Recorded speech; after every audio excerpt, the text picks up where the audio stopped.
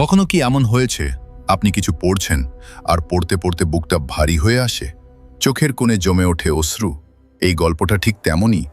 এটা কোনো কল্পকাহিনী নয়, এটা সাহাবাদের জীবন, যেখানে দুনিয়া ছিল পরীক্ষার মাঠ আর আখিরাত ছিল একমাত্র লক্ষ্য।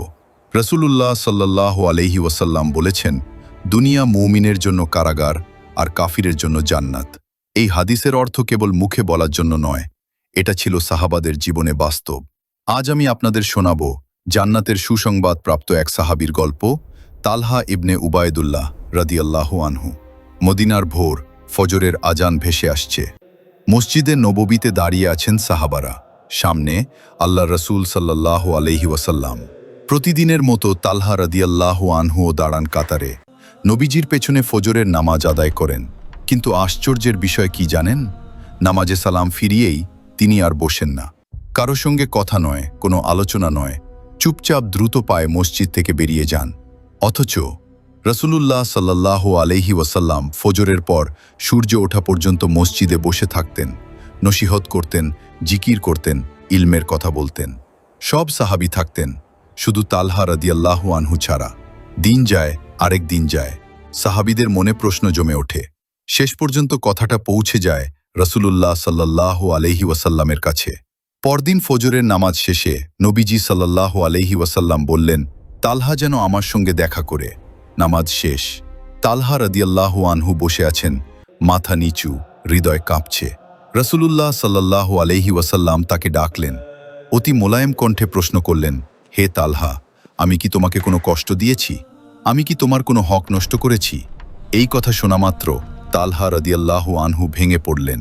কাঁদতে কাঁদতে বললেন, ইয়া রাসূলুল্লাহ সাল্লাল্লাহু আলাইহি ওয়াসাল্লাম, আমার জীবন আপনার জন্য কুরবান, আপনি আমার কোনো হক নষ্ট করেননি।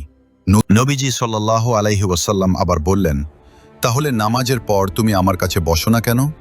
তালহা রাদিয়াল্লাহু আনহু কাঁদছেন, শব্দগুলো যেন গলা দিয়ে বেরোতে চায় না। তারপর তিনি বললেন, ইয়া রাসূলুল্লাহ সাল্লাল্লাহু আলাইহি ওয়াসাল্লাম, আমার এবং আমার স্ত্রীর জন্য মাত্র একটি পোশাক আছে। আমি যখন সেটি পরে নামাজে আসি, আমার স্ত্রী তখন ঘরে থাকেন। তিনি যখন নামাজ পড়েন, আমি তখন বাইরে থাকি। ফজরের সময় আমি তাকে ঘরে রেখে আসি। ইয়া রাসূলুল্লাহ, আমি যদি নামাজ শেষে এখানে বসে থাকি, তাহলে আমার স্ত্রীর ফজরের নামাজ কাজা হয়ে যাবে। এই ভয়ে আমি দৌড়ে বাড়ি চলে যাই। এই কথা শোনার পর আল্লাহ রসুল সাল্লাল্লাহু আলাইহি ওয়াসাল্লাম আর নিজেকে ধরে রাখতে পারলেন না। তিনি কাঁদলেন, দর দর করে কাঁদলেন। নবীজির দাড়ি বেয়ে চোখের পানি ঝরতে লাগল। সাহাবারা স্তব্ধ, মসজিদ নিস্তব্ধ।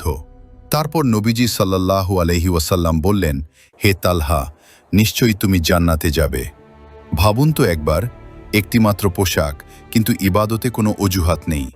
দারিদ্র আছে, কিন্তু আল্লাহর প্রতি কোনো অভিযোগ নেই। সংকট আছে, কিন্তু ফরজ নামাজে কোনো ছাড় নেই। আর আমরা? আলমারি ভর্তি পোশাক, ঘর ভর্তি নিয়ামত, তবু কত অভিযোগ, কত গাফিলতি, কত আজ না কাল পড়ব। হে আল্লাহ, আমাদের ঈমানকে তালহা রাদিয়াল্লাহু আনহুয়ের মতো করো। আমাদের দুনিয়াকে নয়, আখিরাতকে প্রাধান্য দিতে শেখাও। আমাদের অভিযোগকারী নয়, কৃতজ্ঞ বান্দা বানাও। হে আল্লাহ, দুনিয়া যদি কারাগারই হয়, তবে সেই কারাগারে আমাদের ঈমান অটুট রাখো। আমিন।